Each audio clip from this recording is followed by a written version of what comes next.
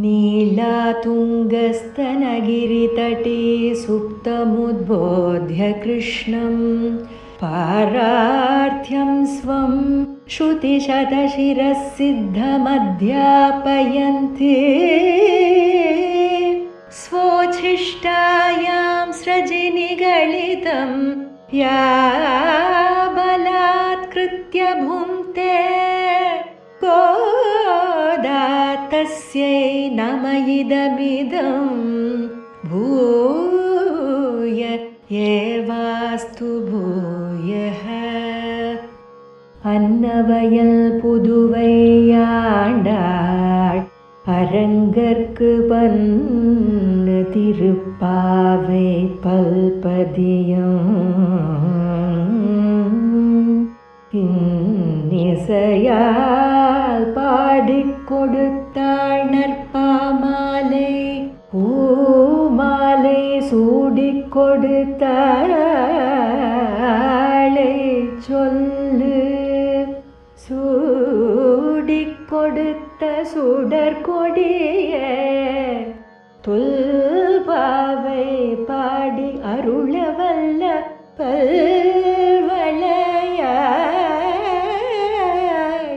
நாடி நீலே கடவர்க்கு வேங்கடவர்க்கு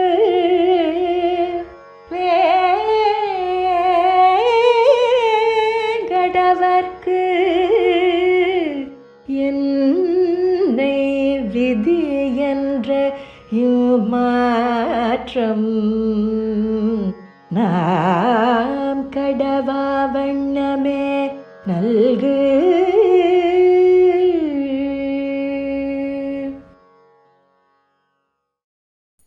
ஸ்ரீமதே ராமானுஜாய நமஹ.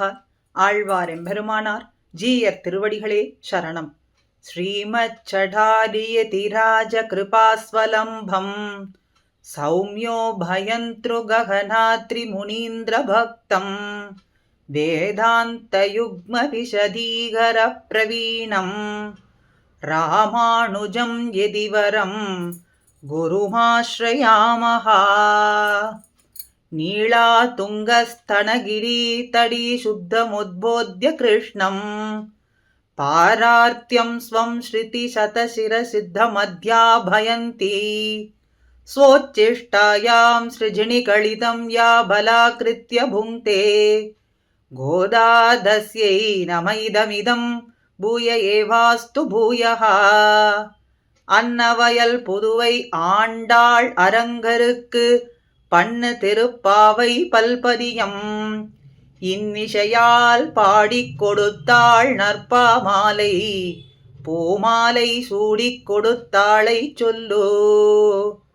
அஞ்சு குடிக்கொரு சந்ததியாய் ஆழ்வார்கள் தஞ்செயலை விஞ்சி நிற்கும் தன்மயளாய் பிஞ்சாய் பழுத்தாளை ஆண்டாளை பக்தியுடன் நாளும் வழுத்தாய் மனமே மகிழ்ந்து.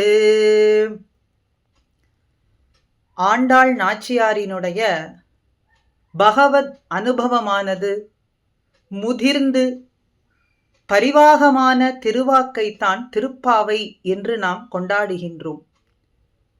திருப்பாவை என்பது வேதத்துக்கு வித்து, வேதம் அனைத்திற்கும் வித்தாக கொண்டாடப்படுகின்றது.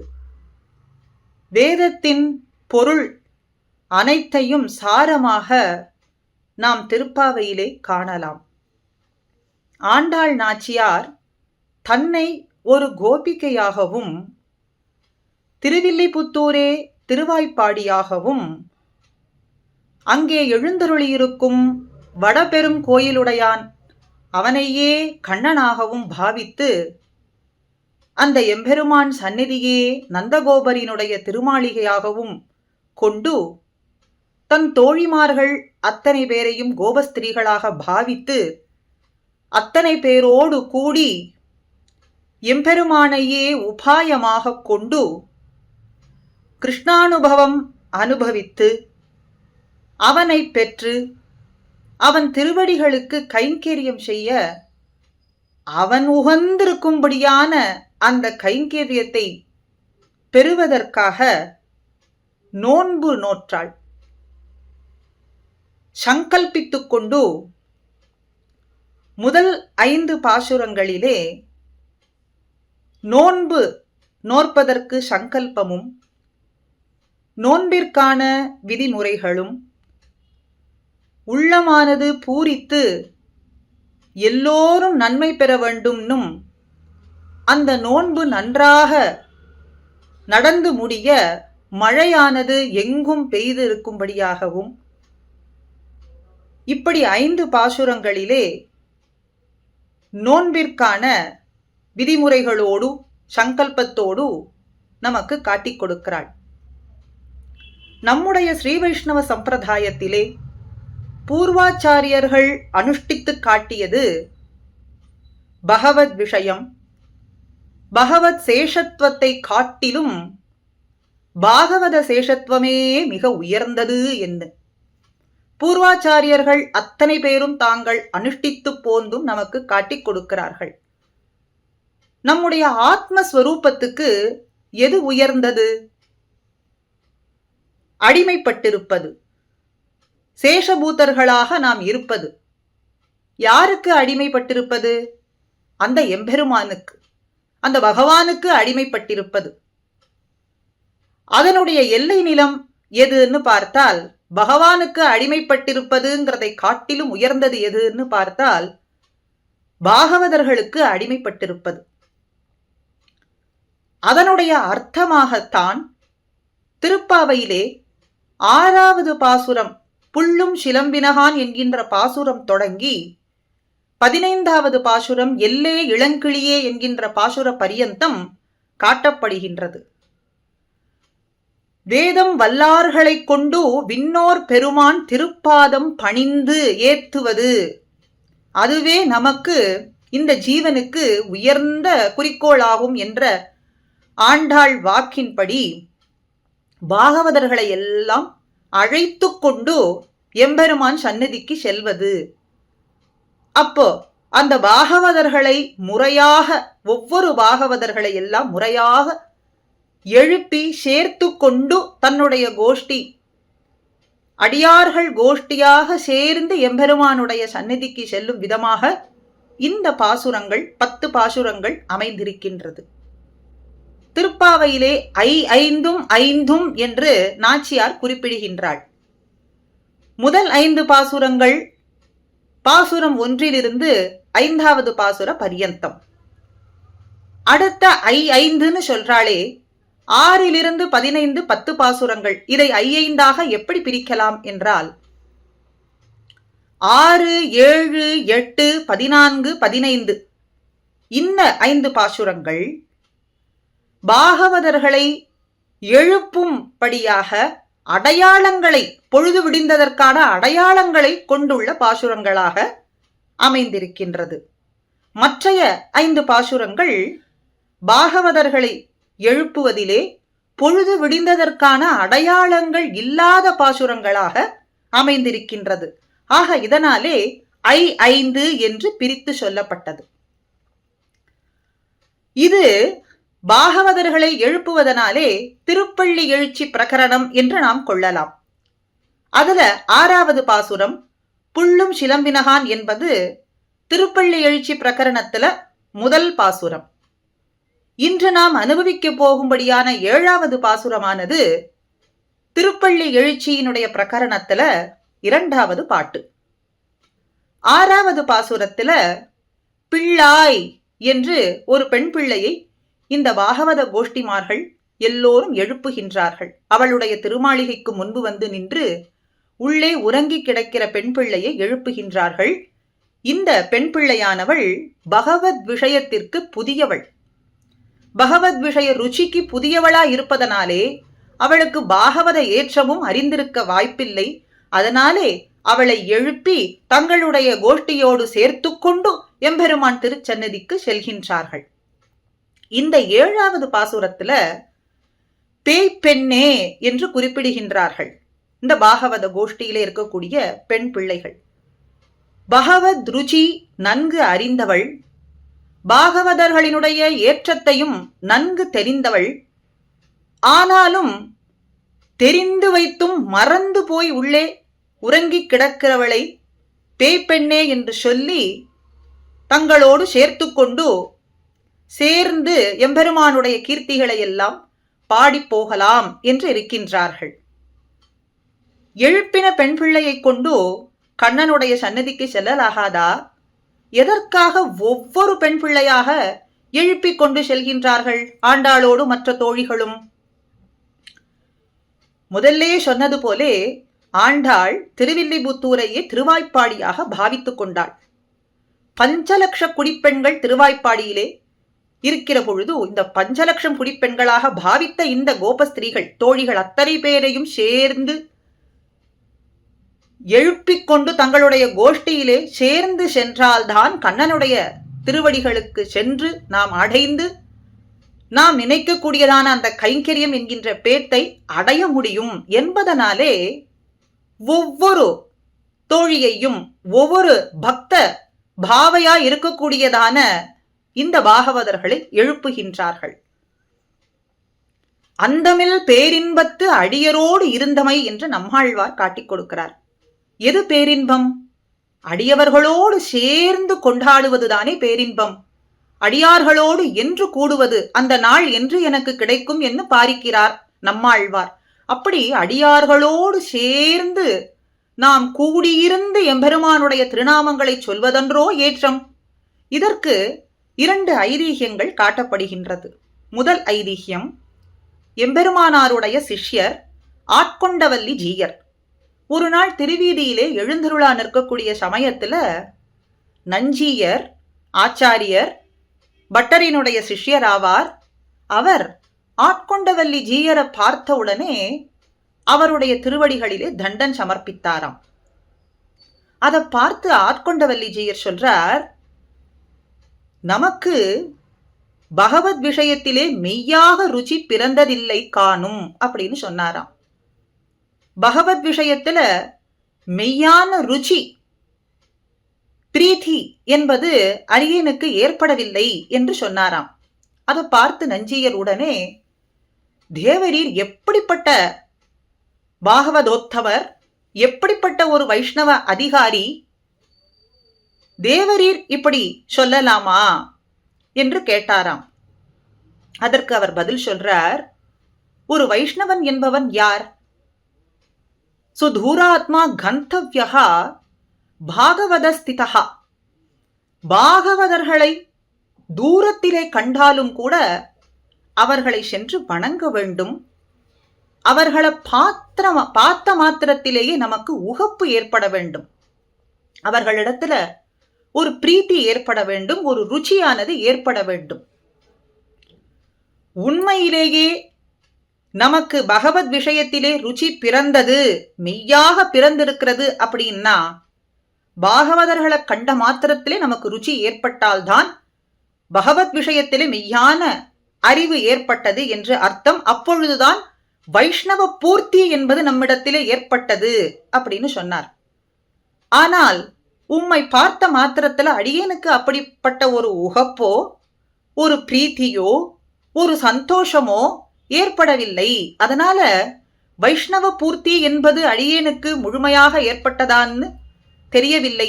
பகவத் விஷயத்திலேயும் ருச்சி என்பது ஏற்படவில்லைகான் என்றுதான் அர்த்தம்னு சொன்னாராம். இது ஒரு ஐதிஹ்யம். மற்றொரு ஐதிஹ்யத்துல தேவிமங்கலம் என்கின்ற ஊரிலே நஞ்சியரினுடைய சிஷ்யர்கள் அங்க இருக்கக்கூடிய ஊரில் இருக்கக்கூடிய பாகவத உத்தமர்கள் வைஷ்ணவ அடியார்களுக்கு ததியாராதனை செய்து கொண்டிருந்தார்களாம். மிக உகப்போடு மிக பிரீதியோடு அவர்களுக்கெல்லாம் ததியாராதனை செய்து கொண்டிருப்பதை பார்த்த பட்டர் அங்கு எழுந்தருள் இருக்கும் பொழுது அதை பார்த்து, இப்படிப்பட்ட ஒரு வைஷ்ணவ பூர்த்தி நம்மிடத்தில் ஏற்படலையே, இந்த வைஷ்ணவர்களை பார்த்த உடனே நமக்கு ஒரு பிரீத்தி ஏற்படவில்லையே, ஒரு உகப்பு என்பது தோன்றவில்லையே, வைஷ்ணவ பூர்த்தி என்பது நம்மிடத்திலே ஏற்படவில்லையே என்று தனக்குத்தானே நினைத்து கொண்டாராம். ஆனாலும் சமாதானம் அடைந்தாராம். எப்படின்னா, இந்த சிஷ்யர்கள் எல்லாம் யாருடைய சிஷ்யர்கள்? நஞ்சியரினுடைய சிஷ்யர்கள். இவர்களுக்கு இந்த அடியார்களிடத்துல இப்படிப்பட்ட ஒரு பிரீத்தியா, இப்படிப்பட்ட ஒரு உகப்பா என்பதைக் கண்டு மிகவும் சந்துஷ்டரானாராம். மேற்கொண்டு இந்த நஞ்சியரினுடைய சிஷ்யர்கள்லாம் யார்? நம்முடைய திருவடி சம்பந்தம் பெற்றவர்கள் தானே. நஞ்சியரினுடைய சம்பந்தம் பெற்றவர்கள். நஞ்சியர் யார் சம்பந்தம் பெற்றவர்? நம்முடைய திருவடி சம்பந்தம் பெற்றவர் தானே. அதனாலே அவர்களிடத்தில் இருக்கக்கூடிய இந்த வைஷ்ணவ பூர்த்தியானது நம்மளவிலேயும் வெள்ளமிடும், நம்மளவிலேயும் வந்து சேரும் என்று சமாதானம் கொண்டாராம். இவர்கள் இப்படி வைஷ்ணவர்களிடத்துல பிரீதியா இருப்பதைக் கண்டு மிகவும் சந்துஷ்டம் கொண்டாராம், சந்தோஷம் அடைந்தாராம் என்று சொல்றது போலே அப்படி அடியார்களோடு கூடி பேரின்பமானதை பெற்று எம்பெருமானுடைய திருவடியிலே கைங்கரியம் என்னும் பேறு பெறுவதுதானே இந்த ஆத்மஸ்வரூபத்திற்கு ஏற்றம் என்பதைத்தான் உணர்த்தும் விதமாக 10 பாசுரங்கள்ல பாகவதர்களை எல்லாம் எழுப்பிக் கொண்டு அவர்களோடு சேர்ந்து பேற்றை பெறுவதற்கு ஆண்டாள் நாச்சியார் விழைகின்றாள். இது அவதாரிகையினுடைய விஷயம். மேற்கொண்டு பாசுரத்தையும் பாசுரத்தினுடைய அர்த்தத்தையும் அனுபவிப்போம். கீசு கீசு என்று எங்கும் ஆனை சாத்தன் கலந்து பேசின பேச்சரவம் கேட்டிலையோ பேய்ப்பெண்ணே, காசும் பிறப்பும் கலகலப்ப கைபேர்த்து வாசனரும் குழல் ஆய்ச்சியர் மத்தினால் ஓசைப்படுத்த தைரரவம் கேட்டிலையோ நாயகப் பெண் பிள்ளாய் நாராயணன் மூர்த்தி கேசவனை பாடவும் நீ கேட்டே கிடத்தியோ தேசமுடையாய் திரவேலோர் எம்பாவாய். இதிலே பேய்ப்பெண்ணே என்று உள்ளே உறங்கக்கூடிய பெண்ணை, திருமாளிகையிலே உள்ளே உறங்கக்கூடிய பெண்ணை அழைக்கின்றார்கள் பாகவதர்கள். பகவத் விஷய ருச்சி நன்றாக அறிந்து வைத்தும் அதை மறந்து போய் இப்படி உள்ளே உறங்கி கிடக்கிறாயே, மதிகேடி, மதிகட்டவளே, அறிவு கெட்டவளே என்று இந்த பெண்ணை அழைக்கின்றார்கள். எங்கும் ஆனைச்சாத்தன், ஆனைச்சாத்தன்னா வலியன் குருவி, பாரத்வாஜ பட்சிகள் என்று சொல்வார்கள். அந்த பாரத்வாஜ பட்சிகள் விடிந்ததற்கு அடையாளமாக எங்குமே ஓசை எழுப்பிக் கொண்டு செல்கின்றதே. கீசு கீசு என்று கீச் கீச்னு ஓசையை எழுப்பிக் கொண்டு செல்கின்றதே. மேலும் காசும் பிறப்பும் கலகலப்ப, ஆய்ச்சியர்கள்லாம் காசு பிறப்பு அச்சத்தாலி முளைத்தாலி என்கின்ற ஆபரணங்களை எல்லாம் அணிந்து கொண்டு கல கலன்னு சத்தம் எழுப்பும்படியா இருக்கே. அவர்களுடைய ஆபரணங்களினுடைய ஓசையானது கல கலன்னு சத்தம் எழுப்புகின்றதே. அந்த ஓசையோடும் அவர்கள் கை வலிக்க வலிக்க மத்தினாலே தயிரை கடைகின்றார்களே. மத்தினால் ஓசை படுத்த தைரரவம் கேட்டிலையோ. மத்தினாலே அந்த தயிர் அத்தனையும் கடைய அந்த ஓசையும் தயிர் அரவத்தினுடைய, தயிர் அரவம்னா தயிரினுடைய ஓசையும் உன்னுடைய காதிலே விழவில்லையா? நாயகப் பெண் பிள்ளாய், எங்களுக்கெல்லாம் நாயகியாய் இருப்பவளே, தலைவியாய் இருப்பவளே, நீ இப்படி உள்ளே உறங்கி கிடக்கலாமா? மேலும் நாராயணன் மூர்த்தி கேசவன் என்று எம்பெருமானுடைய நாமங்களை சொல்கின்றார்கள். நாராயணன் கண்ணுக்கு தெரியாதபடிக்கு எழுந்தருளிருக்கக்கூடியவன் எம்பெருமான். வாத்சல்யத்தோடு மூர்த்தியாய் ஒரு ரூபமா கண்ணுக்கு தெரியும்படிக்கு வந்து அவதாரம் பண்ணி, இங்கே கண்ணனாக திருவவதாரம் பண்ணி கேசவன் என்று எதிர்வந்த அந்த விரோதியான கேசி என்கின்ற அரக்கணம் முடித்ததனாலே கேசவன் என்ற திருநாமம் பெற்றவனை நாங்கள் பாடவும் வாயார பாடிக்கொண்டிருக்கின்றோமே. இந்த நாம சங்கீர்த்தனத்தினுடைய ஓசையை கேட்டும் நீ உறங்கி கிடக்கின்றாயே. தேசமுடையாய், தேஜசு உடையவளே, மிக்க ஒளி மிகுந்திருக்கும்படியான ஒளியை உடையவளே, திரவேலோர், கதவை திறந்து வந்து எங்களுடைய கோஷ்டியிலே நீ சேர்ந்து கொள்ள வேண்டும் என்று உறங்குகின்ற பெண்ணை பார்த்து அழைக்கின்றார்கள். மேலே பாசுரத்தினுடைய அர்த்தம். 6வது பாசுரத்திலே புள்ளும் சிலம்பினது, பறவைகள்லாமும் ஒளி எழுப்பினது. நீ இன்னும் உறங்கிக் கிடக்கின்றாயே என்று வெளியிலே திருமாளிகை முன்பு காத்திருந்த கோஷ்டிமார்கள் உள்ளே உறங்குகின்ற பெண்ணை பார்த்து சொல்ல, அவளோ பகவத் விஷயத்தினுடைய ருச்சியே அறியாதவள். அதனாலே அவளை எழுப்பிக் கொண்டு தன்னுடைய கோஷ்டியிலே சேர்த்து கொண்டார்கள். இங்கே 7வது பாசுரத்துல ருச்சி அறிந்தவளான இவளை எழுப்புவதற்கு இவர்கள் திருமாளிகை முன்பு நின்று கொண்டு, பொழுது விடிந்ததம்மா, நீ இன்னும் உறங்கிக் கொண்டிருக்கலாமா, எழுந்திருக்க வேண்டாமா அப்படின்னு இவர்கள்லாம் சொல்ல, பொழுது விடிந்து விட்டதா, இன்னும் விடியவே இல்லையே, பொழுது விடிந்ததுன்னா அதுக்கு அடையாளங்கள் இருக்க வேண்டுமே, அடையாளங்களை எல்லாம் சொல்லுங்கள் பார்க்கலாம் அப்படின்னு இவள் சொன்னாளாம். கீசு கீசு என்று ஆனைச்சாத்தன் பறவையானது பேசா நின்றது அப்படின்னு இவர்கள்லாம் சொல்றார்கள். கீச்சு கீச்சு என்ற சப்தமானது எங்குமே பரவி நிற்கின்றதே, இந்த ஒலியானது உனக்கு கேட்கவில்லையா அப்படின்னு கேட்கின்றார்கள். இதுல ஒரு அக்ஷரங்களானது அக்ஷர கூட்டங்களானது சேர்ந்தால்தான் சொல் என்று நாம் சொல்வோம்.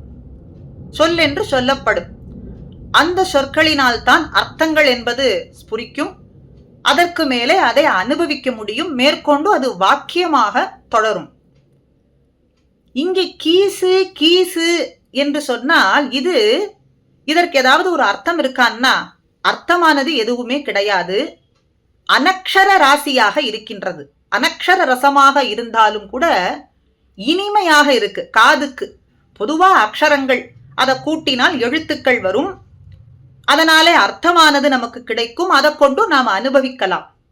ஆனா இங்கே கீசு கீசுங்கிறதுக்கு என்ற இந்த அனக்ஷரத்துக்கு ஒரு அர்த்தமானது கிடையாது. ஆனாலும் கேட்பதற்கு இனிமையாக இருக்கின்றது. அதனாலே அனக்ஷர ரசமாக இருக்கின்ற இந்த சப்தமானது, கீச்சு கீச்சுங்கிற சப்தமானது உன் காதிலே விழவில்லையா? ஆனைச்சாத்தன், ஒரு ஆனைச்சாத்தன் பறவையினுடைய ஓசையை வைத்துக்கொண்டு பொழுது விடிந்ததுன்னு சொல்லலாமா? இது ஒரு அடையாளமா என்று உள்ளே இருந்தவள் கேட்கின்றாளாம். ஒரு ஆனைச்சாத்தன் பறவை இல்லை, எங்குமே ஆனைச்சாத்தன் பறவையானது கீசு கீசு என்று பேசா நின்றது என்று இவர்கள் சொன்னார்களாம். எங்குமே பேசா நின்றதா என்றால் நீங்கள் எதையும் செய்ய வல்லவர்கள், சக்தி படைத்தவர்கள். அதனால என்ன செய்திருப்பீர்கள்? ஆனைச்சாத்தன் பறவை எங்கெங்கெல்லாம் இருக்கின்றதோ அங்கே சென்று நீங்கள் கலக்கி இருப்பீர்கள். அவைகளை எல்லாம் இதுபோல சத்தம் எழுப்பும்படிக்கு நீங்கள் தான் செய்திருப்பீர்கள் என்று சொன்னாளாம். நாங்கள் செய்ததற்கு ஒன்றுமே இல்லை, அவைகள் அத்தனையும் கலந்து பேசினது என்று இவர்கள் சொன்னார்களாம். இப்படி இந்த பறவையினுடைய நாதமானது உன்னுடைய காதிலே விழவில்லையா? பக்ஷிநாதமானது உன்னுடைய காதிலே விழவில்லையா என்று இவர்கள் கேட்க, பிள்ளையாழ்வார் ஆச்சரியமாக சாதிக்கின்றார். பகவத் சபாஸ்ரயணத்துக்கு அனுகூலமான காலம், அதற்கு பக்ஷிநாதம் அல்லது இந்த ஆத்மாவுக்கு உத்தேசியம் இல்லை என்று காட்டுகின்றார். பகவத் சமாஸ்ரயணம் நாம் செய்ய வேண்டும் என்று சொன்னால், பகவன் நாமாவை சொல்லிக்கொண்டு எம்பெருமானுடைய திருவடியை அடைய வேண்டும் என்று சொன்னால் அதற்கு அனுகூலமான காலம் எது? பொழுது விடிந்த காலம்தானே. அதற்கு பக்ஷிநாதம் அல்லது இந்த பட்சிகளினுடைய நாதம் அல்லது இந்த ஆத்மாவுக்கு உத்தேசியம் கிடையாது. வேறு ஒரு உத்தேசியமானா பட்சிகளினுடைய நாதம்தான் இந்த ஆத்மாவுக்கு ஏற்றது. அது என்ன சொல்றது? பொழுது விடிந்து விட்டதுன்னு சொல்றது. பகவத் சமாஸ்ரயணத்துக்கு காலம் இது என்று சொல்றது. இதுல உள்ளர்த்தம் பார்த்தோம்னா பூர்வாச்சாரியர்கள் நமக்கு சொல்வது, இந்த பக்ஷிநாதமானது ஆச்சாரியர்களினுடைய உக்தி, ஆச்சாரியர்களினுடைய உபதேசம்தான் என்று காட்டுகின்றார்கள். ஆக பகவத் சமாஸ்ரயணத்துக்கு அனுகூலமான காலத்துக்கு ஆச்சாரியர்களினுடைய உபதேசம் அல்லது இந்த ஆத்மாவுக்கு உத்தேசியம் கிடையாது. ஆக பகவத் சமாஸ்ரயணத்துக்கு செல்ல வேண்டும், அதுக்கு அனுகூலமான காலம், அந்த காலம் எது? எப்பொழுதுன்னா ஆச்சாரியர்களினுடைய உபதேசத்தினாலே கணிந்திருக்குமான காலம் அது. ஆச்சாரியர்களினுடைய உபதேசத்தாலே கனிந்து வந்த காலம். அப்படிப்பட்ட காலத்தாலே ஆச்சாரியர்களை முன்னிட்டு கொண்டு நீ பகவத் சமாசிரயனம் செய்ய வேண்டும் அம்மா என்று சொல்றது போலே இருக்கின்றதாம். இதையே புல்லும் சிலம்பியது. மெல்ல எழுந்து முனிவர்கள் யோகிகள்லாம் ஹரி ஹரி ஹரி இன்னும் சொல்லிக் கொண்டிருக்கிறார்கள் அப்படின்னு 6வது பாசுரத்துல பெண் பிள்ளை எழுப்பும் பொழுது அடையாளமாக முதலிலே நாங்கள் இப்போ உணர்ந்து வந்தது போதாதான்னு பாகவத கோஷ்டியில் இருக்கக்கூடியவர்கள்லாம் கேட்கின்றார்களாம் உறங்கக்கூடிய பெண் பிள்ளைய பார்த்து. பொழுது விடிந்ததற்கு அடையாளங்கள் பல இருக்கட்டும், நாங்கள் பொழுது விடிந்ததுன்னு உணர்ந்து வந்திருக்கிறோமே அது போராதா அப்படின்னு கேட்கின்றார்களாம். நீங்கள் உறங்கி பின்பு உணர்ந்தால்தானே இதை ஒரு அடையாளமாக எடுத்துக்கொள்ள முடியும். உண்டோ கண்கள் துஞ்சுதல்னு உறக்கம் என்பது இருந்தால்தானே இந்த அடையாளத்தை ஒரு அடையாளமாக எடுத்துக்கொள்ள முடியும். நீங்கள் உணர்ந்து வந்ததை ஒரு அடையாளமாக எடுத்துக்கொள்ள முடியும். நாச்சியார் திருமொழியிலே நாச்சியார் மிக அழகாக சாதிக்கிறாள்.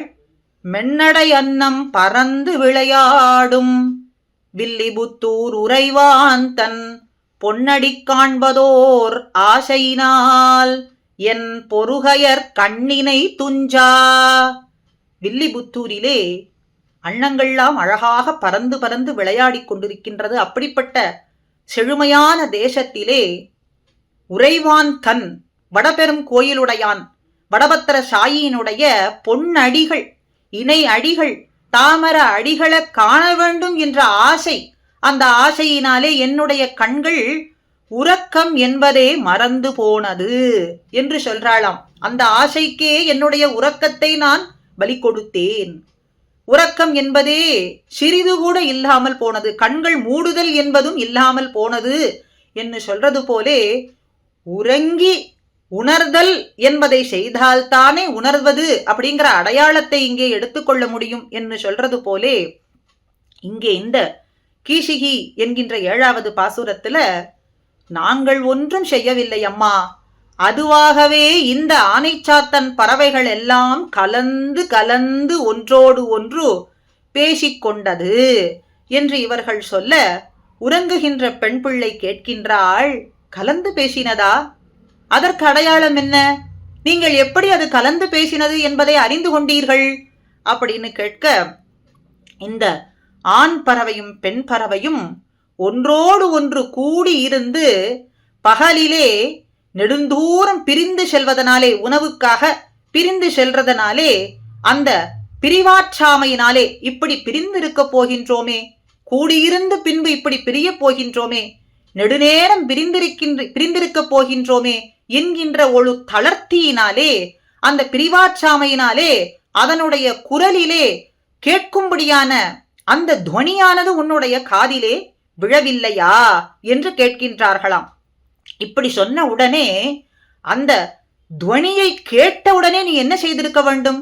கண்ணனுடைய முகத்தை கண்டால் அல்லது நான் தரித்திருக்க மாட்டேன் என்று நீ எழுந்திருந்து வந்திருக்க வேண்டாவா? நீ இப்படி இன்னும் உறங்கிக் கொண்டிருக்கின்றாயே என்று சொல்றாளாம். பெருமாள் வாசலிலே சென்று கவி பாடக்கூடியவர்கள், ஏத்தாளிகள் எல்லோரும் இப்படி ஸ்தோத்திரம் பண்ணிக்கொண்டும் புகழ்ந்து கொண்டும் அவரை எழுப்ப வேண்டியதா இருக்க, மாளிகையிலே வசிக்கக்கூடியவர்களுக்கு இப்படிப்பட்டதுதானே சுப்பிரபாதமாக இருக்கும், அவர்களை எழுப்பும்படியான பிரகரணமாக இருக்கும்.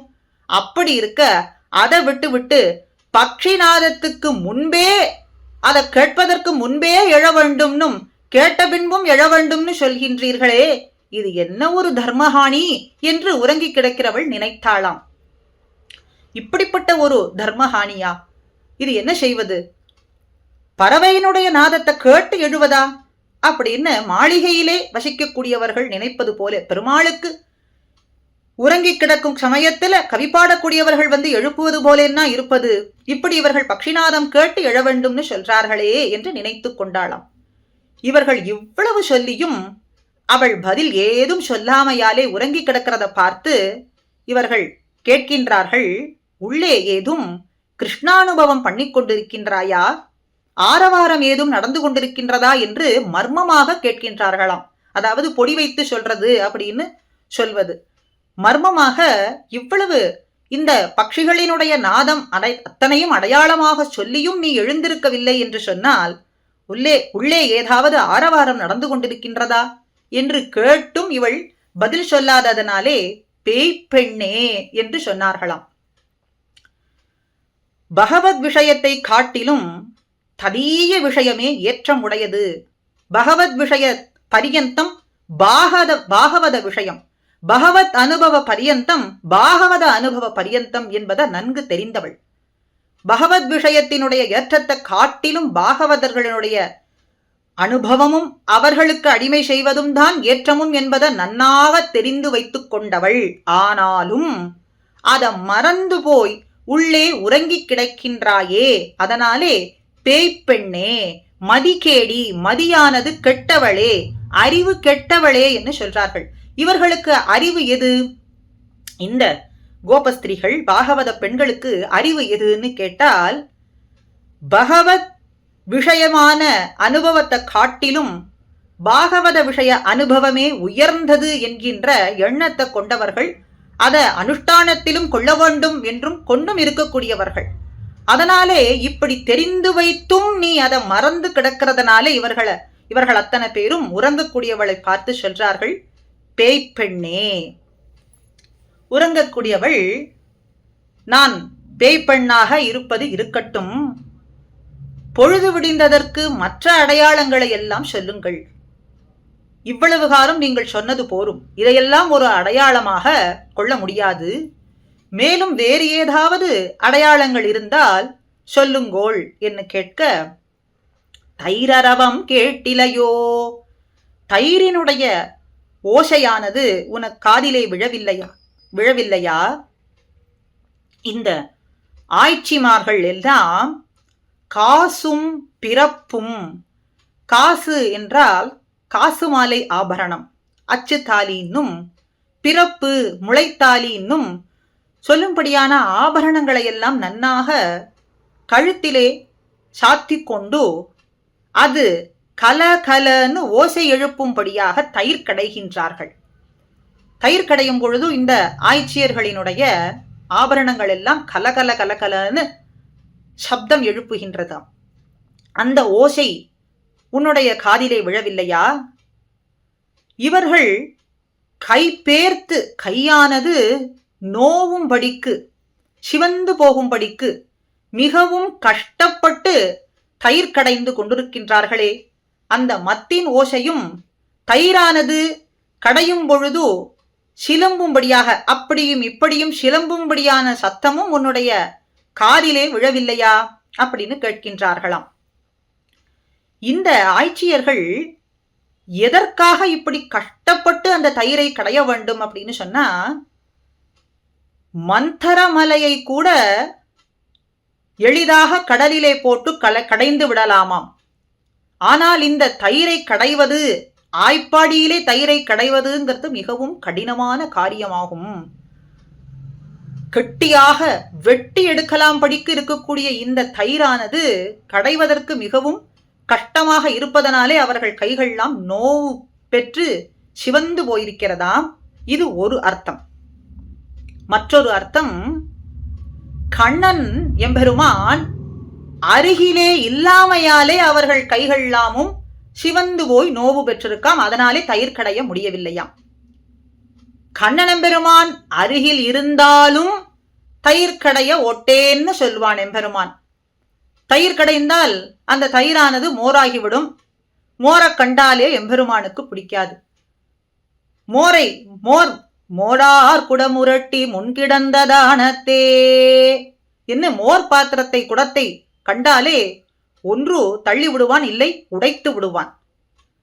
தயிரானது கடைந்தால்தான் இவனுக்கு வெண்ணெய் கிடைக்கும். ஆய்ச்சியர் தொட்ட வெண்ணெய் என்றால் இவனுக்கு உத்தேசியம், பிராமணிகள் வெண்ணெய் என்றால் இவனுக்கு திரஸ்கரம் என்று நம்பிள்ளை சொல்றது போலே, ஆய்ச்சியர்கள் தொட்ட வெண்ணெய், அந்த வெண்ணெய் இவனுக்கு அலாதியான பிரியம் உத்தேசம் என்றாலும் கூட தயிர் கடைய ஒட்டேன் என்று தயிரை அப்படியே விழுங்கி சாப்பிடுவானாம்.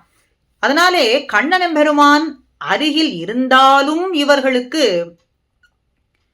தயிர் கடைவது என்பது முடியாத காரியம். கண்ணனெம்பெருமான் அருகில் இல்லை என்றாலும் அவன் அருகிலே இல்லையே என்கின்ற ஏக்கத்தினாலே அவர்களாலே தயிர் கடைய முடியவில்லையாம். அதனாலே கைகளானது பேர்த்து மிகவும் நோவுபெத்து கஷ்டப்பட்டு இந்த தயிர்களையெல்லாம் கடைகின்றார்களே, தயிரை கடைகின்றார்களே. இப்படிப்பட்ட ஓசையானது உன் செவிக்கு ஏற்கவில்லையா, செவியிலே விழவில்லையா என்று சொல்லும் பொழுது இந்த கண்ணன் ஏறார் இடை நோவ எத்தனையோர் போதுமாயின் இடையெல்லாம் நோவும்படிக்கு இந்த ஆய்ச்சியர்கள் இப்படி கஷ்டப்பட்டு இந்த தயிரை கடைந்து கொண்டிருக்கக்கூடிய சமயத்துல அவனுடைய திருமாளிகைக்கு அருகிலே இருக்கக்கூடிய திருமாளிகை அந்த பெண் வீட்டுக்கு கண்ணன் கள்ளப்பார்வையை விழித்துக்கொண்டே அப்படியே சென்று கொண்டிருக்கானாம். அங்கே அந்த திருமாளிகையிலே அந்த பெண் பிள்ளையானவள் தயிரை கடைந்து கொண்டிருக்காள். கண்ணழகு பெற்றவன் கண்ணன் கண்ணழகாலே கள்ளப்பார்வை ஒன்றையும் பார்த்து கொண்டு அந்த பெண் பிள்ளையினிடத்திலே சென்று நானும் உன்கூட சேர்ந்து தயிர் கடைகின்றேன் என்று சொல்லி தயிர் கடைகின்றானாம். அப்பொழுது அவளுடைய கொண்டையானது, முடியப்பட்ட கொண்டையானது அப்படியே தாழ்ந்து உலாவுகின்றதாம். கொண்டையானது அவிழ்ந்து தாழ்ந்து உலாவுகின்றது. தயிர் கடைந்த ஆயாசத்தினாலே அவளுடைய முகமானது அப்படியே வேர்த்திருக்கின்றதாம். மேலும் செவ்வாயானது துடித்திருக்க கண்ணன் அப்படியே அவளை கண்ணாலேயே பருகினானாம். இந்த காட்சியை குலசேகர ஆழ்வார் மிக அற்புதமாகவும் ஆச்சரியமாகவும் சாதிக்கின்றார். கெண்டை ஒன் மடவாள் ஒருத்தி கீழையகத்து தயிர்கடைய கண்டு ஒல்லை நானும் கடைவேன் என்று கள்ளவிழியை விழித்து புக்கு வண்டமர் பூங்குழல் தாழ்ந்துலாவ வான்முகம் வேர்ப்ப செவ்வாய் துடிப்ப தந்தயிர் வெண்ணை கடைந்தது, தயிர் கடைந்தது. தாமோதரா, நீ நன்னாக தயிர் கடைந்ததை மெய்யறிவன் நானே என்று குலசேகர ஆழ்வார் சாதிக்கின்றார். நீ நன்னாக தயிர் கடைந்தாய். எப்படி தயிர் கடைந்தாய், எவ்வாறு தயிர் கடைந்தாய் என்பதை நான் அறிவேன், மெய்யாக அறிவேன். நீ தயிரையா கடைந்திருப்பாய்? தயிர் கடைய நீ விட்டிருப்பாயா? அந்த பெண் பிள்ளையை தயிர் கடையும்படியான செயல் செய்ய விட்டிருப்பாயா? அதனாலே தன் தயிர் கடைந்ததை நீ எப்படி கடைந்திருப்பாய் அப்படிங்கிறத நானே அறிவேன், அதுவும் மெய்யாக அறிவேன் என்று சொல்றாராம். அப்படி மிகவும் இடைநோவ கஷ்டப்பட்டு இந்த தயிரையெல்லாம் கடையும்படியான இந்த ஆய்ச்சியர்களினுடைய காசும் பிறப்பும் ஆபரணங்களினுடைய துவனி மற்றும் மத்தினுடைய ஓசை, தயிரினுடைய அரவம்னா ஓசை, இது உன்னுடைய காதிலே விழவில்லையா? இது விடிந்ததற்கான அடையாளம் தானே, நீ எழுந்திருக்க கூடாதா அப்படின்னு இவர்கள்லாம் கேட்க, தயிர் கடைவது ஒரு பொழுது விடிந்ததற்கான அடையாளமா? திருவாய்ப்பாடியிலே பொழுது விடிந்தது, தயிர் கடைவதனாலே இது ஒரு அடையாளம்னு எப்படி கொள்ள முடியும்? கண்ணன் பிறந்த காலம் தொட்டு பசுக்கள் ஆனது அநேகமாக பாலை சொரிகின்றது. ஏத்த கலங்கள் எதிர்பொங்கி மீதளிப்பன்னு சொல்றது போலே குடம் குடமாக வள்ளல் தனத்தாலே இந்த பசுக்கள்லாமும் பாலை சொரிய கறந்த வண்ணமே இருக்கின்றார்கள். பாலினாலே கறந்த பாலினாலே தயிரானது பெறப்பெற்று தயிரானது கடைந்து கொண்டே இருக்கின்றார்கள். முப்பொழுதும் ஈண்டிய வெண்ணைன்னு சொல்றது போலே முப்பொழுதும் தயிரோடும் விழுங்கி, முப்போதும் ஈண்டிய வெண்ணையோடு தயிரும் விழுங்கின்னு சொல்றது போலே எல்லா காலங்களிலேயும் இதற்கு ஒரு காலம்னு ஒண்ணு உண்டா? முப்பொழுதும் எல்லா காலங்களிலேயும் இந்த பாலானதும் சமிருத்தியாக கிடைக்கப் பெற்று அதனாலே தயிரானது எங்கும் இருக்க வெண்ணெய் பெற வேண்டி இந்த தயிர் கடைவதுங்கிறத பொழுது விடிந்ததற்கான அடையாளமாக கொள்ளலாகாது. இதை ஒரு அடையாளம் பொழுது விடிந்தமைக்கு என்று என்பதை ஏற்க முடியாது என்று உறங்கி கிடந்தவள் சொல்கின்றாளாம். இப்படி இந்த பெண் பிள்ளைகள்லாம், கோபிகைகள்லாம் கண்ணனிடத்துல இப்படிப்பட்ட ஒரு பிச்சேரித்தனமாக இருக்கின்றார்களே, பைத்தியம் பிடித்தவர்கள் போலே கண்ணனிடத்துல சதா கண்ணன் நாமத்தையே ஜபித்துக் கொண்டிருக்கிறார்களே, இவர்களுடைய எண்ணத்தை எப்படியாவது கண்ணனிடத்திலிருந்து மாற்றி விட வேண்டும் என்ற எண்ணம் கொண்ட கோபிகைகளினுடைய தாய்மார்கள்லாம் கோபஸ்திரிகளின் இடத்துல குடத்தில் இருக்கக்கூடிய தயிரானது, மற்றொரு குடத்துல வெண்ணெய், பால் இதையெல்லாம் கொடுத்து சென்று விட்டு விட்டு வாருங்கள், விற்று விட்டு வாருங்கள்னு சொன்னார்களாம். சரி, இதையெல்லாம் எடுத்துக்கொண்டு விற்கக்கூடிய சாக்குல இவர்கள் கண்ணனை எப்படியாவது மறந்து விடுவார்கள், கண்ணன் பெருமானிடத்துல கொண்டுள்ள இந்த பித்தமான நிலைமை, பைத்தியம் பிடித்த நிலைமையானது மாறிவிடும் என்ற எண்ணம் கொண்டவர்கள் தாய்மார்கள் பார்த்தால் இவர்கள்லாம் கண்ணன் வாங்கலையோ, கோவிந்தன் வாங்கலையோ, மாதவன் வாங்கலையோன்னு சொல்லி கூவிக்கொண்டு சென்றார்களாம். கோபகன்யா முராரி பிதார்ச்சிதம் என்று சொல்றது போல கண்ணன் எம்பெருமான் நாமத்தையே சொல்லிக்கொண்டே விற்றார்களாம். இது என்ன ஆச்சரியமா இருக்கு! அந்த திருவாய்ப்பாடியிலே வசிக்கக்கூடியவர்கள்லாம் இதனால் காணும் தயிர், வெண்ணெய், மோர் விற்கவில்லையா என்று சொல்லித்தானே கேட்டிருக்கிறோம். ஸ்ரீயப்பதியானவனை வாங்கவில்லையா, மாதவனை வாங்கவில்லையா, கோவிந்தனை வாங்கவில்லையான்னு சொல்லிக்கொண்டு சென்றார்களே, இது என்ன ஒரு ஆச்சரியமம்மான்னு பார்த்தார்களாம். அப்படி இந்த பெண் பிள்ளைகள்லாம் முராரி என்கின்ற அரக்கனை கொன்று அழித்தவனான கண்ணன் எம்பெருமானிடத்தில் அலாதியான பிரீத்தி கொண்டார்கள். அந்த பிரீத்தியை இவர்களிடத்திலிருந்து மாற்றுவது அப்படிங்கிறது சுலபமான காரியம் அல்ல என்பதையும் தெரிந்து கொண்டார்களாம். அவனிடத்திலே இருக்கக்கூடிய இந்த கிருஷ்ண பக்தியானது, இந்த பெண் பிள்ளைகளிடத்தில் இருக்கக்கூடிய இந்த கிருஷ்ண பக்தியானது அவ்வளவு சுலபமாக மாற்றிவிடக்கூடிய காரியமா? கிருஷ்ண பக்தி என்பது ஏற்படுவது அவ்வளவு சாத்தியம் இல்லைன்னு சொல்றார்கள். ஆனா ஏற்பட்ட பின்பு அதை மாற்றுவதுங்கிறது மாத்திரம் அவ்வளவு எளிதான காரியமா என்று தோன்றது போலே இந்த பெண் பிள்ளைகளிடத்திலிருந்து அந்த கண்ணன் பெருமானுடைய நினைவை மாற்றுவது அப்படிங்கிறது சர்வ சுலபமான காரியம் அல்ல என்பதை இந்த தாயார் உணர்ந்து கொண்டார்களாம். கோபிகைகளினுடைய தாயாரானவர்கள் உணர்ந்து கொண்டார்களாம். அப்படி இடைநோவ தயிரானதை நன்னாக கடைந்து செய்யும்படியான அந்த செயலிலே இவர்களினுடைய குழலானது, கேசமானது கொண்டை போட்டுக் கொண்டிருக்கிறார்கள். அந்த கொண்டையானது அப்படியே அவிழ்ந்து அதனாலே வாசனையானது, பரிமளமானது, நறுமணமானது எங்கும் பராவ நின்றதாம்.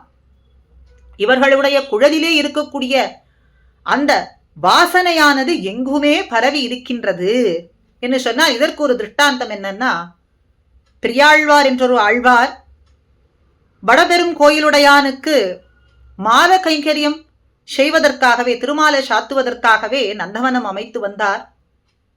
ஆழ்வார் திருமகளாராய் ஆண்டாள் பெரியாழ்வாரனுடைய பெண் பிள்ளையாய் திருவவதாரம் பண்ணினவள். பெரியாழ்வார் தினமும் எம்பெருமானுக்கு இவர் மாலை கட்டி சென்று சேர்ப்பிப்பதை பார்த்து கொண்டே இருந்தவள். ஒரு நாள் பெரியாழ்வார் தன்னுடைய அனுஷ்டான காரியமாக மாலையை வைத்துவிட்டு குடலையிலே வைத்துவிட்டு சென்றார். அதுதான் சமயம் என்று பார்த்து அந்த மாலையை ஆண்டாள் தானே எடுத்து சூடிக்கொண்டாளாம். சூடிக்கொண்டு பார்க்கிறாள், நம் கண்ணனுக்கு ஏற்றவளா, பொருத்தமானவளாக இருப்பேனா என்றெல்லாம் இப்படி பலபடியான கேள்விகளை எல்லாம் தனக்குள்ளே கேட்டுக்கொள்கின்றாளாம். மானிடவர்க்கென்று பேச்சுப்படில் வாழகில்லேன் கண்டாய் என்று சொன்னாள்.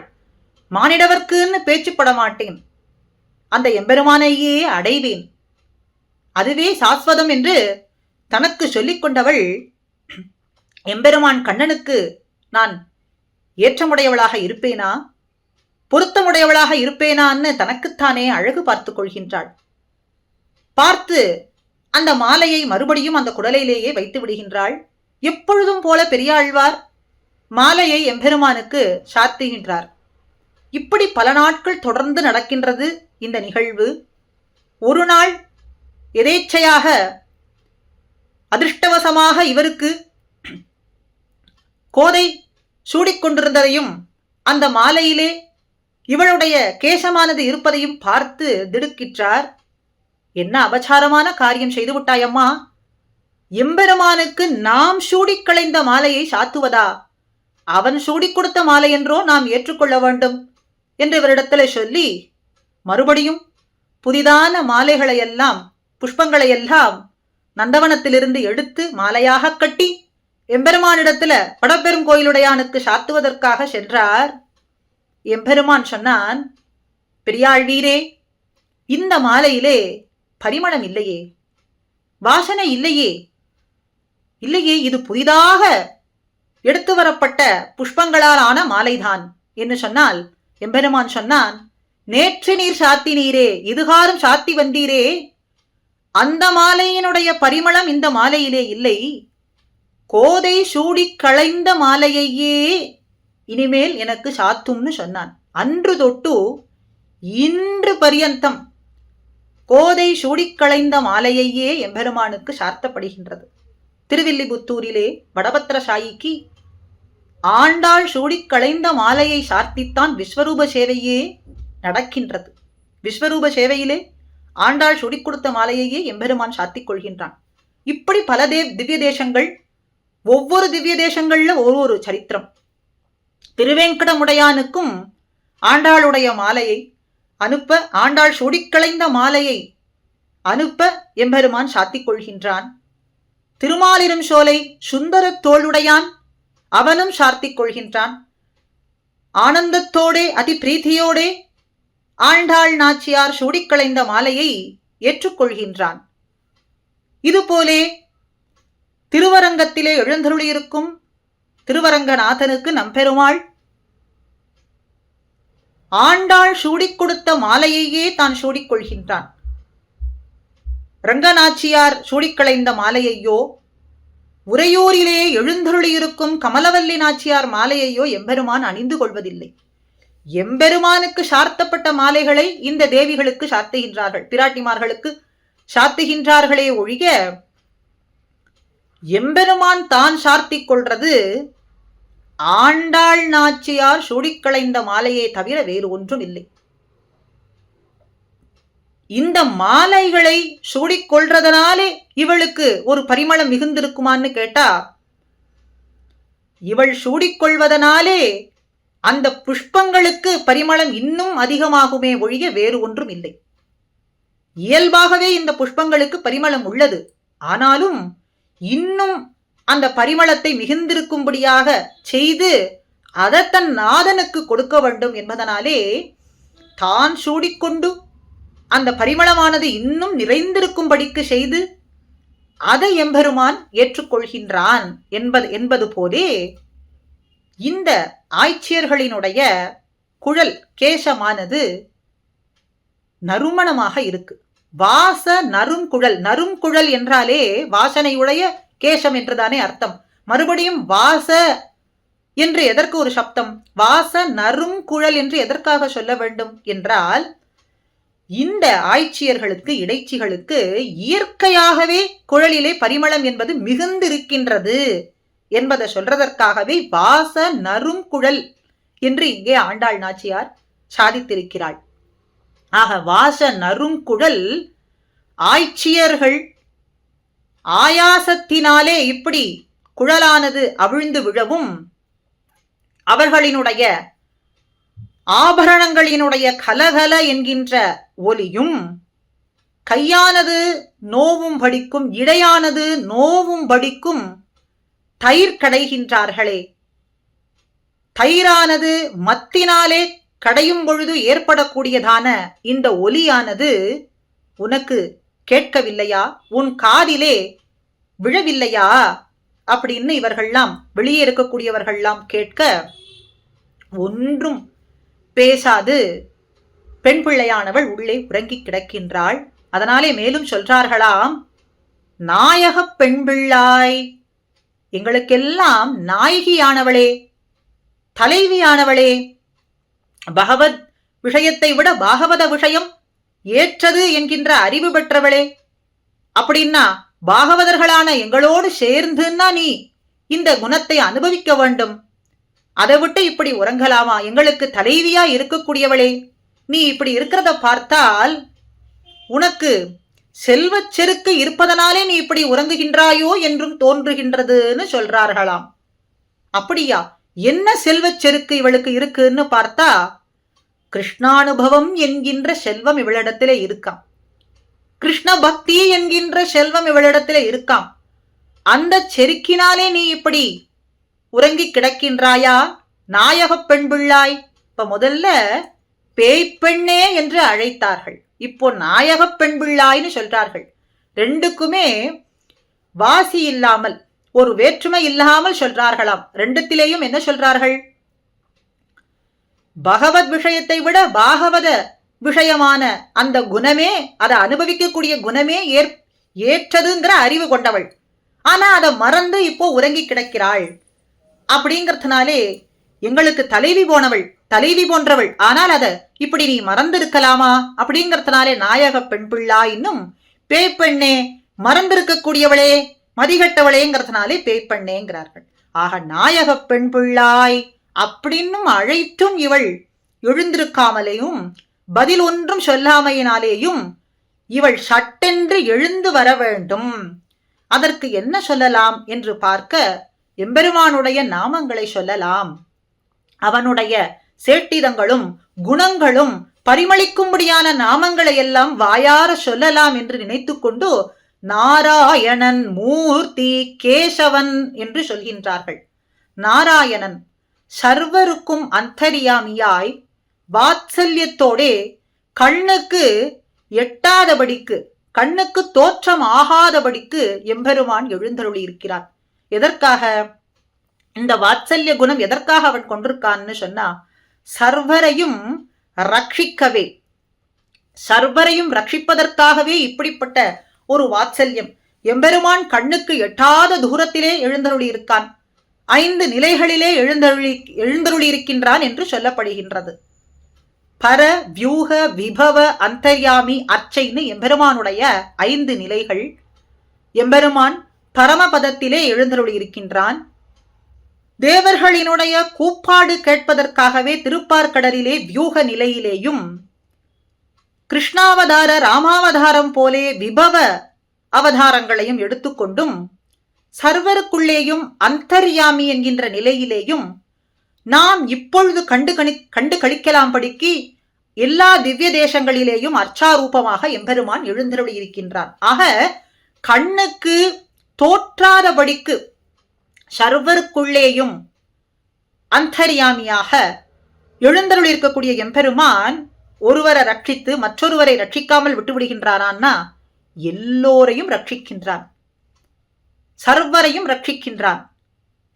உதாரணத்துக்கு, மனிதர்களான நமக்கு தனசம்பிருத்தி பெற்றவர்களானவர்கள் தங்களை ரட்சித்துக் கொள்கின்றோம் அப்படின்னு நினைத்தால் அந்த தனமானது எல்லா காரியத்தையும் செய்யும்படியான நிலைமை தருமான்னா தராது. எம்பெருமானுடைய ரட்சணை தான் அங்கேயும் செல்லும். சரி, இது மனிதர்களுக்கு. மிருக ஜாதியோ, ஒரு ஜங்கம ஸ்தாவரங்களோ, ஒரு கொடியோ, ஒரு மிருகமோ தன்னைத்தானே ரட்சித்துக் கொள்ள முடியறதானா? அதற்கும் ஜீவித்திருக்கும்படியான உணவு கிடைக்கிறது அப்படின்னு சொன்னா அது எதனாலே? எம்பெருமான் தானே ரட்சிக்கின்றான்.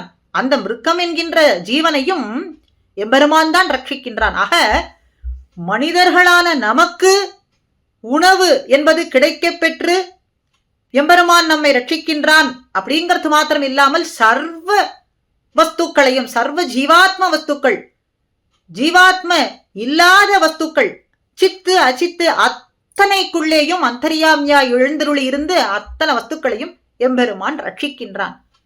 எதனாலே ரட்சிக்கின்றான்னா, வாத்சல்யம், அவனுக்கு இருக்கக்கூடிய கருணையினாலேயே ரட்சிக்கின்றான். சுவாமி அருளாளப் பெருமாள் எம்பெருமானார் அற்புதமாக சாதிக்கின்றார். எத்தே தன் கண்ணின் உடம்பில் வழுவன்னோ காதலிப்பது அன்னு அதனை இன்னு உகந்த ஆ.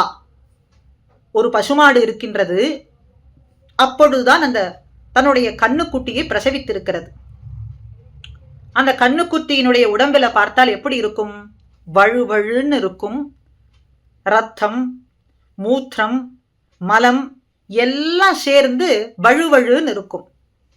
அதை இந்த தாய் பசுவானது தோஷமாக நினைத்து அந்த கண்ணுக்குட்டியை ஏற்றுக்கொள்ளாதா? பின்ன என்ன செய்யும்?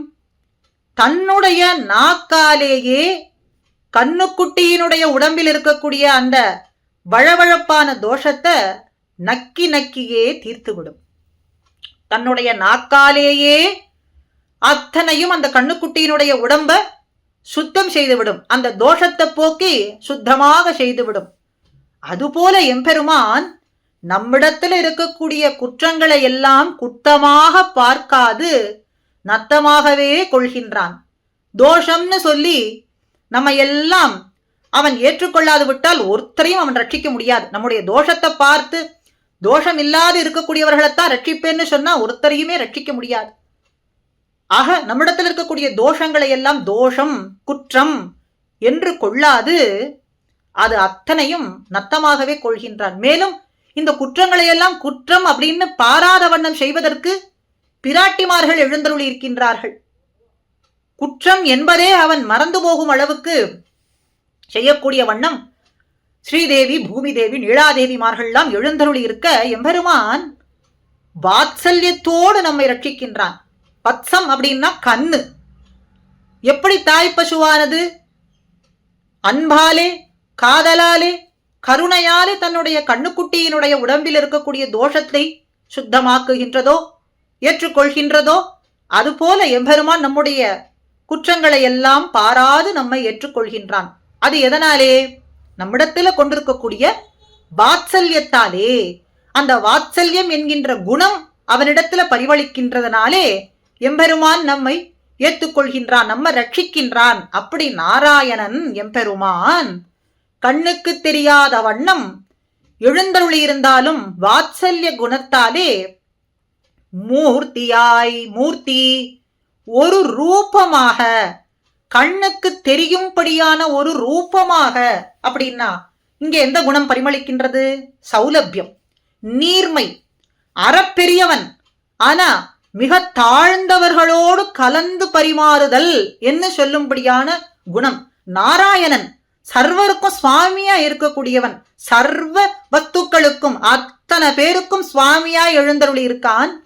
கண்ணுக்கு தெரியாதபடி இருக்கக்கூடியவன் கஷ்டப்பட்டு தவம் செய்து கடுமையான தவம் செய்யக்கூடிய தேவாதி தேவர்கள், பிரம்மாதி தேவர்களுக்கு கூட கண்ணுக்கு இலக்காகாதபடிக்கு இருக்கக்கூடிய எம்பெருமான் தான் கண்ணுக்கு இலக்காகும்படிக்கு மூர்த்தியாய், ஒரு ரூபமாய், சௌலபியத்தாலே, நீர்மையினாலே கலந்து அத்தனை பேரோடும் கலந்து பரிமாறும்படிக்கு. ஸ்ரீ ராமாவதாரத்துல ராமன் எம்பெருமான் வனவாசம் செல்கின்றான். ராமனை காண வேண்டும்னு அந்த வனத்துல கூட்டம் கூட்டமான திரளான முனிவர்கள் எல்லாம் கடுமையாக தவம் செய்கின்றார்கள். அப்படி ரிஷி கூட்டங்கள் அங்கே தவம் செய்து கொண்டிருக்கக்கூடிய சமயத்துல ராமன் எம்பெருமான் அங்கே எழுந்தருளி இருக்கிறத பார்த்து அவர்கள்லாம் அப்படியே என்ன சொல்வதுன்னு தெரியாமல் திகைத்து நின்றார்களாம். எந்த ரூபத்தை காண வேண்டும், எந்த ரூபம் நம்முடைய கண்ணுக்கு இலக்காக வேண்டும் என்று இப்படி தவம் செய்தோமோ அந்த ரூபம் இப்படி எளிதாக நாம் காணலாம்படிக்கு நம் கண்முன்னே விந்து நின்று சேவை சாதிக்கின்றதே அப்படின்னு ராமனை கொண்டாடினார்களாம் அந்த ரிஷிகள்லாம். இந்த கோலத்தை பார்ப்பதற்கு ஆகத்தானே இவ்வளவு கடுமையான தவம் செய்தோம், இப்படி நாங்கள் கண்டு கழிக்கலாம் படிக்கு எங்கள் கண்முன்னே சேவை சாதித்தீரே ராமா எம்பெருமானே அப்படின்னு கொண்டாடினார்களாம். அப்படி அறப்பெரியவன் ஆனால் கண்ணுக்கு தோற்றும்படிக்கு வந்து சேவை சாதிக்கின்றான். சௌலபியத்தாலே, நீர்மை குணத்தாலே இங்கே கண்ணனாக வந்து திருவவதாரம் பண்ணி காட்சி கொடுக்கின்றானாம் இந்த கோபஸ்திரீகளுக்கு. அதனால இந்த பாகவதர்கள்லாம் என்ன சொல்றார்கள்? நாராயணன் மூர்த்தியாய் எழுந்தருளி இருக்கின்றான். மேலும் இந்த சௌலபியத்தாலே எழுந்தருளி இருக்கக்கூடிய எம்பெருமான் விரோதிகளை எல்லாம், ஒருவருக்கு மாத்திரமல்ல சர்வருக்கும் இருக்கக்கூடிய விரோதிகளை எல்லாம் அழித்து தன்னிடத்திலே சேர்த்துக் கொள்வான். பகவத் சமாசிரயணத்துக்கு தடையா இருக்கக்கூடிய விரோதிகள் அத்தனையும் அழிப்பதற்கு வல்லவன், அப்படிப்பட்ட சக்தி படைத்தவன், சர்வ சக்தனவன் அப்படின்னு சொல்றார்கள். அதனாலே கேசி, கேசவன், கேசியை கொன்றதனாலே கேசவன். இங்கே இந்த ஆய்ச்சியர்களுக்கு என்ன விரோதிகள்? கண்ணனை முடித்துவிட வேண்டும் என்ற கேசி என்ற அரக்கன் தயாரானான், வந்தான். கண்ணனை முடித்துவிட வேண்டும் என்பதே அவனுடைய இலக்கு. கண்ணன் இல்லை என்றால் நாங்கள்லாம் எப்படி இருப்பது? நாங்களும் ஜீவித்திருக்க மாட்டோமே. கண்ணனல்லால் நாங்கள் இல்லை அப்படின்னு சொல்றது போல கண்ணனுக்கு இப்படிப்பட்ட ஒரு ஆபத்தா? இவள் உள்ளே உறங்கி கிடக்கக்கூடிய பெண் பிள்ளையானவள் சட்டென்று எழுந்து வர வேண்டும் அப்படிங்கிறதுக்காக கண்ணனுக்கு இப்படிப்பட்ட ஒரு ஆபத்து என்று சொன்னால் அவள் வருவாள்னு பார்த்தாள். சட்டென்று எழுந்து வர வேண்டாமா? அப்படி இவர்களுக்கு விரோதியாய், கண்ணனுக்கு விரோதியாய் வந்த கேசி என்ற அரக்கனை முடித்தான். அனாயாசமா முடித்தான். அப்படி வெற்றி பெற்றானே, வெற்றி வாகை சூடிக்கொண்டானே. இந்த செய்தியை கேட்டும் நீ எழுந்திருந்து வர வேண்டாமா? சர்வசுவாமியானவன் சர்வருக்கும் எளியவனாகும்படிக்கு, கண்ணுக்கு தெரியும்படிக்கு, எல்லோரும் கண்டு கழிக்கும்படிக்கு மூர்த்தியாய் ஒரு ரூபமாய் கண்ணனாய் திருவவதாரம் பண்ணி வந்த விரோதியான கேசி என்றும் அரக்கனை முடித்து வெற்றி பெற்றானே. இதையெல்லாம், இந்த பிரபாவங்களை எல்லாம், கண்ணனுடைய வெற்றி ஜெயத்தை நாங்கள் வாயார பாடிக்கொண்டிருக்கிறோமே. நீயும் இந்த நாம சங்கீர்த்தனத்திலே சேர்ந்து கொண்டு இந்த கோஷ்டியோடு பாடக்கூடாதா? எழுந்திருந்து வரக்கூடாதா? பாடவும். நாங்கள் இப்படி இந்த எம்பெருமானுடைய சிரேஷ்டமான குணங்களை பிரதிபலிக்கக்கூடியதான இந்த நாமங்களை சொல்லிக் கொண்டிருக்கின்றோமே. குணத்தை பிரதிபலிக்கக்கூடிய நாமங்களை சொல்றத கேட்டு நீ எழுந்திருக்க வேண்டாமா? எழுந்திருந்து வந்திருக்க வேண்டாமா? இப்படி நீ உறங்கி கிடக்கலாமா என்று இந்த வெளியில் இருக்கக்கூடிய பெண் பிள்ளைகள் எல்லாமும் கேட்கின்றார்கள். இது எப்படி இருக்குன்னா, ராமாவதாரத்துல தம் திருஷ்டுவா சத்ருஹந்தாரம் மஹர்ஷீனாம் சுகாவகம் பபூவ கிருஷ்ட்வா வைதேகிம் பர்த்தாரம் பரிஷஸ்வஜே. கரதூஷணர்களோடு சேர்ந்து 14,000 அரக்கர்கள், ராட்சசர்கள் அங்கு வனத்திலே எழுந்தருளிருக்கக்கூடிய ரிஷிகளுக்கு அவ்வளவு துன்பத்தை கொடுத்தார்கள். ராமன் அங்கு வர இந்த ரிஷிகள்லாம் வந்து சொல்றார்களாம், ராமா, நாங்கள் படக்கூடிய துன்பத்தை நீயே பார். எப்படி எங்களுடைய உடம்பில் இந்த புண்கள்லாம் இருக்கின்றது, நாங்கள் எப்படிப்பட்ட துன்பத்துக்கு ஆளாகி இருக்கோம் என்பதை நீயே பார். இந்த 14,000 ராட்சசர்களும் மேலும் கரதூஷணர்களும் இப்படி எங்களை சித்திரவதை செய்கின்றார்களே, எங்களை இதிலிருந்து நீ காப்பாற்றக்கூடாதா, ரட்சிக்க கூடாதா? சர்வ ரட்சகன் என்று உன்னை எல்லோரும் போற்றுகின்றார்களே என்று இவர்கள்லாமும் பிரார்த்தனை செய்ய எம்பெருமான் தான் ஒருவனாய் அத்தனை ராட்சசர்களையும் கொன்று தீர்த்தான். அத்தனை பேரையும் முடித்தான். கரதூஷணர்கள் உட்பட 14,000 ராட்சசர்களை தான் ஒருவனே கொன்று முடித்தான். அப்படி அவர்களோடு போர் செய்யும் பொழுது தன்னுடம்பிலே பலவாறான அம்பு ஆனது தைக்கப்பட்டு உரசப்பட்டு அங்கங்கே புண்கள்லாமும் தெரிந்ததாம். அதை பார்த்து சீதையானவள், இப்படிப்பட்ட ஒரு வெற்றி பெற்றானே, அத்தனை பேரையும் ரட்சித்தானே எம்பெருமான் என்று அந்த ஆனந்தத்தாலே இதற்கு என்ன நாம் கைமாறி செய்வதென்னு நினைத்து கொண்டு அவனை ஆலிங்கனம் செய்வதே, ஆறத் தழுவிக்கொள்வதே, ஆலிங்கனம் செய்வதுதான் இதற்கு ஏற்றதா இருக்கும்னு நினைத்து ஓடோடி வந்து ராமன் எம்பெருமானை அப்படியே ஆலிங்கனம் செய்து ஆறத் தழுவிக்கொண்டு தன்னுடைய திருமூலை தடங்களாலே எம்பெருமானுடைய உடம்பிலே ஏற்பட்ட அந்த புண்களுக்கு ஒத்தடம் கொடுப்பது போலே அதை ஆத்தும்படியான காரியத்தை செய்தாளாம். தம் திருஷ்டுவா, முன்னே மணக்கோலத்திலே கண்டாளாம், இப்பொழுது வீரக்கோலத்திலே காண்கின்றாளாம் ராமனை சீதாதேவி. சத்ருஹந்தாரம், தனக்கு ஒரு வாட்டம் என்பதே இல்லாமல் சத்ருக்களை அழித்தான்.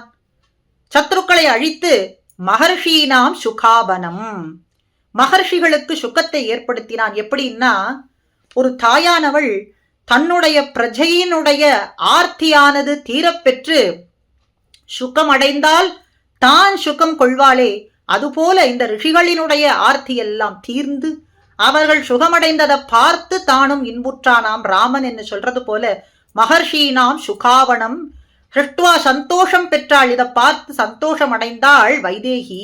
வீர குலத்திலே பிறந்தவள். பர்த்தாராம் பரிஷஸ்வஜே, பர்த்தாராம் பரிஷஸ்வஜே, தன்னுடைய பர்த்தாவான ராமனை அப்படியே ஆலிங்கனம் செய்து கொண்டாள், ஆறத் தழுவிக்கொண்டாள். அப்படி விரோதிகளை எல்லாம் முடித்த ராமனை வெற்றி பெற்ற பிறகு இவள் ஆறத் தழுவிக்கொண்டாளே, அதுபோல நீயும் கேசி என்கின்ற அரக்கனை முடித்த கண்ணன் எம்பெருமானை நீ மார்போடு தழுவிக்கொள்ள எழுந்திருக்க வரலாகாதா அப்படின்னு கேட்க, நாராயணன் மூர்த்தி கேசவனை பாடவும் நாங்கள் இந்த பிரபாவங்களை எல்லாம் பாடுகின்றோமே, பாடுவதை கேட்டும் கேட்டே கிடத்தியோ, இதை கேட்ட பிறகுதான் நீ இன்னும் நன்னாக உறங்குகின்றாய்னு தெரிகின்றது. உறங்குகின்றாய் போலும்.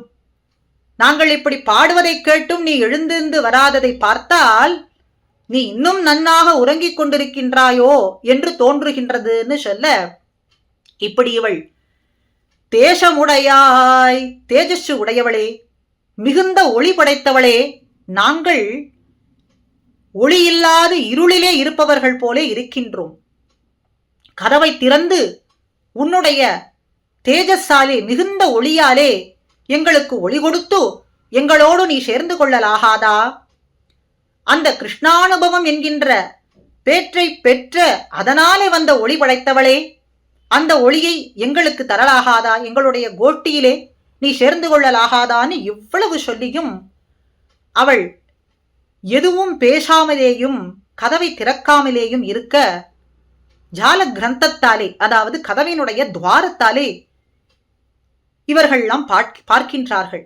இவள் என்ன செய்கின்றாள் உள்ளே அப்படின்னு பார்க்க, இவர்கள்லாம் பாடின அந்த விருத்தாந்தம், நாராயணனானவன் மூர்த்தியானவன் கண்ணனாய் வந்தானா, கேசி என்னும் அரக்கனை முடித்தானா, தன்னையே நமக்கு கொடுத்தானா, நாம் அனுபவிக்கும்படியான அந்த நிலையை நமக்கு தந்தானா, என்ன ஒரு பேரு அப்படின்னு நினைத்து கொண்டு கண்ணன் பெருமானுடைய பிரபாவங்களை எல்லாம், நாமங்களை எல்லாம், பெருமைகளை எல்லாம் நினைத்து நினைத்து இவள் அப்படியே அகம் குழைந்து அந்த கிருஷ்ணானுபவத்திலே மூழ்கி இருக்க, இன்னும் அழகு பெற்றவளாய் தேஜசானது இன்னும் மிக நிரம்பி வழியும்படியாக அவள் உள்ளே இருக்க, நீ மாத்திரமே இந்த அனுபவத்தை அனுபவிப்பது என்பது ஆகாது.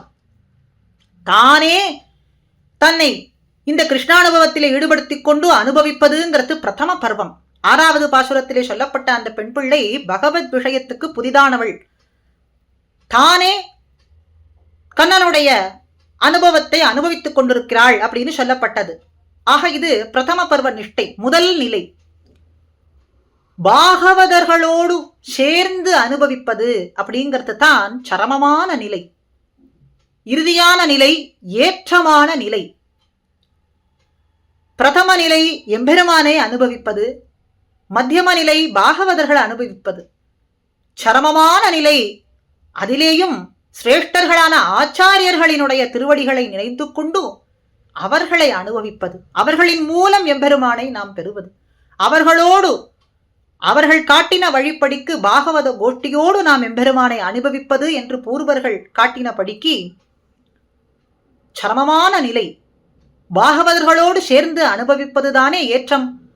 அதனாலே இந்த அனுபவத்தை உனக்குள்ளேயே தேங்கி வைத்துக் கொள்ளாமல் நீயே அனுபவிப்பது என்பது இல்லாமல் கதவை திறந்து வந்து அந்த ஒளியை எங்களுக்கும் வழங்கி நாங்களும் அந்த ஒளியிலே திளைக்கும்படியாக செய்து நீ எங்களை செய்ய வேண்டும். அதாவது நீ பெற்ற அந்த கிருஷ்ணானுபவத்திலே நாங்களும் திளைத்திருக்கும்படியாக நீ செய்ய வேண்டும் என்று இவர்கள்லாமும் சொல்ல, அவள் எழுந்து வந்து கதவை திறக்க இவர்களோடு சேர்ந்து கொண்டு எம்பெருமானுடைய நாம சங்கீர்த்தனம் திருநாமங்களை எல்லாம் பாடிக்கொண்டு அடுத்த பாகவதரை எழுப்ப செல்கின்றார்கள். 8வது பாசுரத்திலே. இந்த பாசுரத்திலே காட்டப்படக்கூடிய ஆழ்வார் குலசேகர ஆழ்வார். தேசமுடையாய், பேய்ப்பெண்ணே, நாயகப் பெண் பிள்ளாய் என்கின்ற சொற்களின் மூலம் குலசேகர ஆழ்வார் அவரைத்தான் குறிப்பிடப்படுகின்றது என்பதை நாம் அறியலாம். நாயகப் பெண் பிள்ளாய்னா எங்களுக்கு நாயகியாய் இருக்கக்கூடியவளே என்று சொன்னார்கள். ஆழ்வார்களுக்குள்ளே நடுநாயகமாய் விளங்கக்கூடியவர் குலசேகர ஆழ்வார். அதனாலே நாயகப் பெண் பிள்ளாய் என்கின்ற சொல் இங்கே குலசேகர ஆழ்வாரை குறிப்பிட்டதாகவே நாம் எடுத்துக்கொள்ளலாம். மேலும் பேய்ப்பெண்ணே என்றால் பகவத் விஷய ருச்சி அறிந்தும் மறந்து கிடக்கிறவளே என்று சொன்னார்கள். இங்கே எனக்கு யாவரும் பேயரே யானும் பேயனே என்று குலசேகர ஆழ்வார் காட்டுகின்றார். அதனாலே இந்த சொல்லும் குலசேகர ஆழ்வாரையே குறிப்பிடுவதாகவே நாம் கொள்ளலாம். தேசமுடையாய் என்றால் மிகுந்த தேஜசு பெற்றவளே என்று அர்த்தம். இந்த ஆழ்வார் க்ஷத்திரிய குலத்திலே திருவவதாரம் பண்ணினவர். க்ஷத்திரியர்களுக்குன்னே இயல்பாகவே தேஜசு உண்டு என்று சொல்லப்படுகின்றது. கண்ணனும் தேஜஸ் தேஜஸ் வினாமகம் என்று சொல்றார். அப்படி தேஜஸ்வி இவரிடத்திலே இருப்பதனாலே தேசமுடையா என்ற சொல்லும் இங்கே குலசேகர ஆழ்வாரையே குறிப்பிட்டதாகவே நாம் எடுத்துக்கொள்ளலாம். ஆக குலசேகர ஆழ்வார முன்னிட்டு கொண்டு கண்ணனெம்பெருமான் திருவடியை பணிந்து ஏத்துவதற்கு, கைங்கரியம் செய்வதற்கு, கோஷ்டியாக பாகவதர்களோடு சேர்ந்து செல்வதற்காக இவர்களை எல்லாம் எழுப்பி அவன் சன்னதிக்கு ஆண்டாள் நாச்சியார் செல்கின்றாள் என்கின்ற இந்த அனுபவத்தையும் அர்த்தமாக நாம் எடுத்துக்கொள்ளலாம். திருப்பாவையிலே இப்படி ஒரு சத்சங்கத்தோடு அடியவர்கள் எல்லாரும் கூடி அனுபவிக்கும்படியாக இந்த நிகழ்ச்சியை ஏற்பாடு செய்து தந்த ஸ்ரீ யதிகிரி யதிராஜ ஜீயர் சுவாமிகளினுடைய திருவடிகளுக்கு அடியேன் பணிந்து அநேக கிருத்தஜ்ஞத்தை தெரிவித்துக் கொள்கிறேன். ஸ்ரீமதே ராமானுஜாய நமஹா.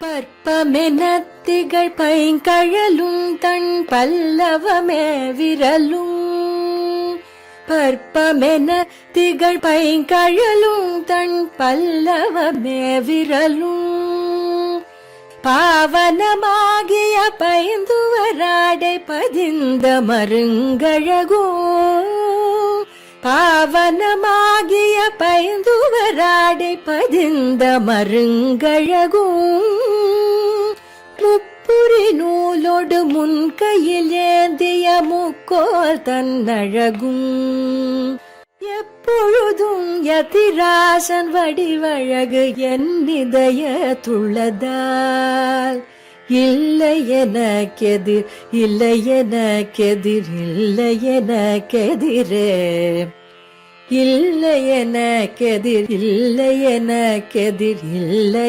எனக்கெதிரே, இல்லை எனக்கெதிரே இல்லை எனக்கெதிரே, இல்லை என